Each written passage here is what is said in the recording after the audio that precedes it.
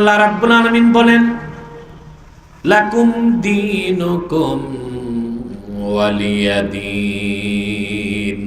এখানে দিন মানে কর্মফল।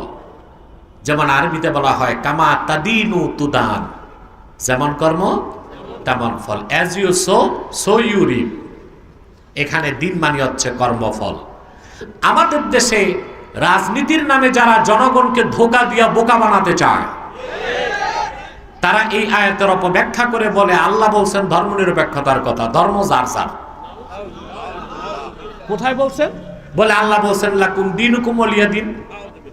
সহিহ আল বুখারী আছে কি বুখারী শরীফে না কোরআন শরীফে? আবার বলে ইন্নামাল আমালু বিন্নিয়াত, আল কোরআন। কোনটা কোরআন শরীফে কোনটা হাদিস শরীফে এতটুকুন জ্ঞান নাই, আর আসে দেশের আলেম সমাজকে নসিহত খয়রাত করতে। আল্লাহ রাব্বুল আলামিন বলেন লাকুম দীনুকুম